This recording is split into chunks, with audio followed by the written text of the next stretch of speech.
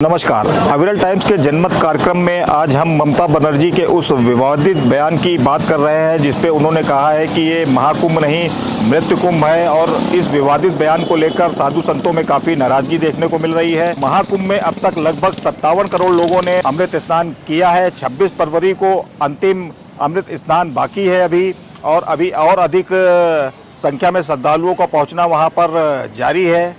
बहुत से लोग इस अमृत स्नान में आस्था की डुबकी लगाने को बेकरार हैं। ममता बनर्जी के इस विवादित बयान को लेकर आज हम जनता के बीच आए हैं और जानते हैं कि इस विवादित बयान से वो कितना इत्तेफाक रखते हैं। ये बयान जो है बड़ा निंदाजनक है, शर्म से युक्त है और इसमें उनको बहुत सी असफलता का सामना करना पड़ेगा। दोनों ही लोगों, अखिलेश को भी और ममता को भी, इसका जवाब जनता देगी उन्हें। अब तक करीब आज 20 फरवरी है और करीब 56 से 57 करोड़ लोगों ने इस महाकुंभ में आस्था की डुबकी लगाई है, तो उस पर आप क्या कहना चाहेंगे? बड़ा भव्य आयोजन हुआ है और इसमें योगी और मोदी का बहुत बड़ा हाथ है। बिल्कुल गलत और निरर्थक बिल्कुल बयान दिया इन लोगों ने ईर्ष्यापद बयान दे रहे हैं, जानबूझ के केवल कर रहे हैं। केवल जो है ये को भटकाने के लिए लोग जो पब्लिक है वो भड़का रहे हैं इनको, ऐसा कुछ नहीं है। ये लोग निंदा के पात्र हैं दोनों लोग। देखिए, मैं तो एक ही कहूँगा कि ये जो है बंगाली हिंदुओं के ऊपर तमाचा है। वैसे तो पूरे हिंदुस्तान के हिंदुओं पर तमाचा है, क्योंकि हम लोग सिर्फ सहने के आदी हो गए। मुस्लिमों के लिए उन्होंने ये बयान दिया है और ये एक वोट बैंक उन्होंने बना रखा। अब भी अगर बंगाली हिंदू नहीं समझ रहा है ये हमारे हितैषी हैं या विरोधी है, निकाल अब की बार हराना चाहिए। इसको किनारे बैठा दे जैसे अखिलेश को बैठा दिया, तभी ये सुधरेगी। नहीं तो ये भी मुस्लिम करके हिंदुओं के आपद किए रहेगी। बताइए, इन्हें मृत्यु कुंभ लगता है। 60 करोड़ आदमी धीरे धीरे पहुंच रहा है, वो मृत्यु कुंभ लगता है इनको। मृत्यु कुंभ का मतलब जानती है? ये मृत्यु कुंभ खुद बनाए हुए पूरे बंगाल को इस समय। ऐसी महिला समझ में नहीं। ये दुर्भाग्य है हमारा हिंदुस्तान का कि ऐसी महिलाएं भी और ऐसे पुरुष भी मुख्यमंत्री हैं। इससे ज्यादा कुछ नहीं कहना। तो भाई लोगों ने जो बोला बिल्कुल सही है। हम तो एक ही उनसे ये निवेदन कर सकते हैं कि ये 56 करोड़ आए हैं, ये 5 करोड़ 60 लाख को इकट्ठा कर लें, बहुत बड़ी बात है। और उत्तों को क्या नाम है, रोक के दिखा दें और खिला के दिखा दें। और इतनी बातें करना तो बिल्कुल निरर्थक है कि वो नहीं कर सकते। श्रद्धा ना होती तो इतना, भाई आधे से ज़्यादा हिंदुस्तान की जनता ने तो वहाँ पर स्नान करने गई है और ये ऐसी भाषा का प्रयोग कर रहे हैं। ये राजनीति नहीं तो और क्या, राजनीति करने लायक नहीं है। खाली मुसलमानों के ऊपर ये राजनीति कर रहे हैं। कितना मुसलमान होगा भी, इन्हीं की बातों से हिंदू जागृत हो रहा है। वो हिंदू मुसलमान समझ रहा है, नहीं पहले आज तक कभी किसी ने हिंदू मुसलमान नहीं समझा। भाई साहब, मुझे तो बड़ा अचंभा हो रहा है कि आप लोग आजकल पागलों का इंटरव्यू ले रहे हैं। ये साले सब कोड़ों से मारना चाहिए, तभी ये अपनी औकात पे आएगी। और ये यहाँ की तो है नहीं, ये मुसलमान है तो ये आपके सनातन को क्या छोड़ेगी? ये सनातन क्या चीज होती है?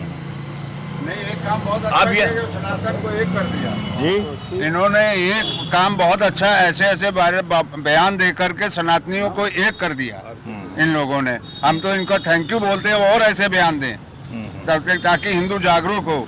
ये जो मोहम्मदन है, ममता नाम रखा हुआ है, इनका खाली नाम ही बांग्लादेशी है।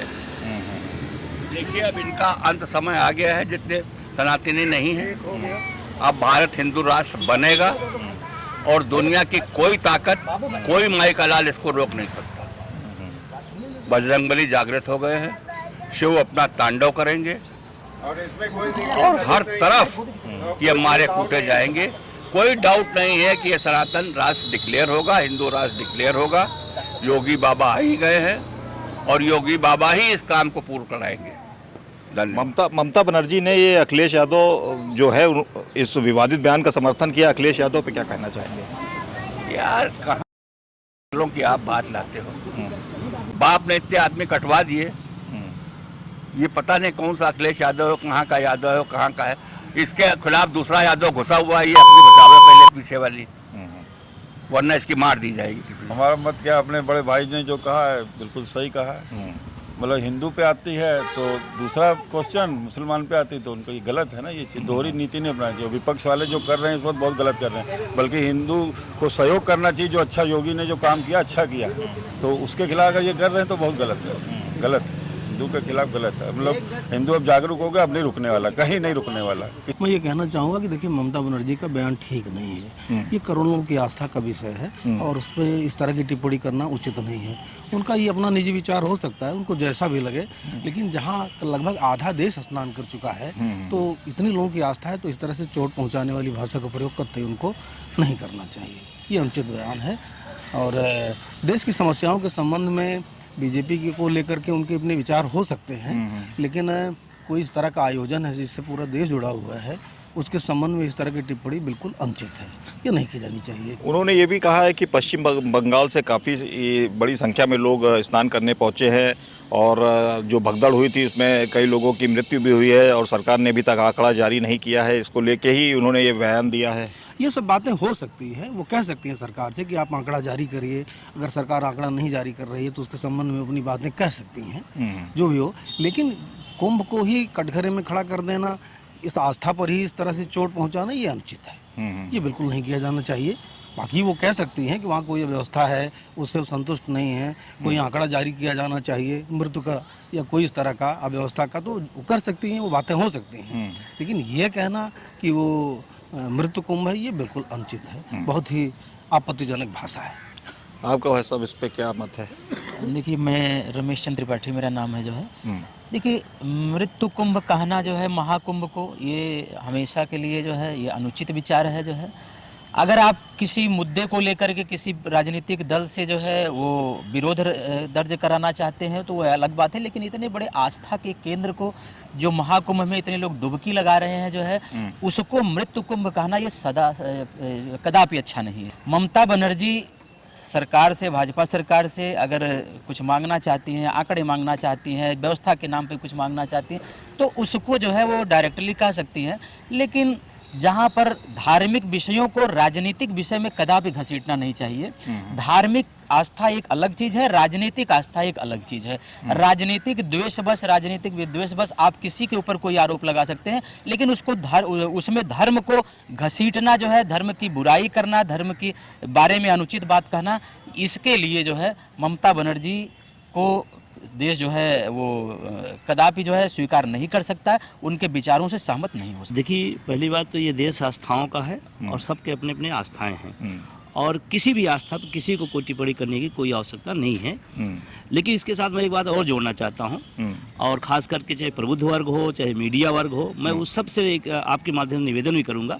इस देश में बड़ी समस्याएं हैं, उन पर बात होनी चाहिए। शिक्षा है, चिकित्सा है, रोजगार है, पुरानी पेंशन का मामला, इन चीज़ों को हम ज़्यादा बढ़ाएंगे, इन चीज़ों को हम ज़्यादा तवज्जो दें तो शायद मीडिया का भी वजन बढ़ेगा और लोगों की समस्याएं हल होगी। ममता बनर्जी के इस विवादित बयान से साधु संतों में काफ़ी नाराजगी है। इस बयान का काफ़ी घोर निंदा की जा रही है। पूरे हिंदुस्तान में लगभग 57 करोड़ श्रद्धालुओं ने इस समय आस्था की डुबकी महाकुंभ में लगा ली है। आपने लोगों की मिलीजुली प्रतिक्रिया और उनकी राय देखी। आज के लिए बस इतना ही। कैमरामैन हिमांशु कश्यप के साथ अंशुल शुक्ला, विरल टाइम।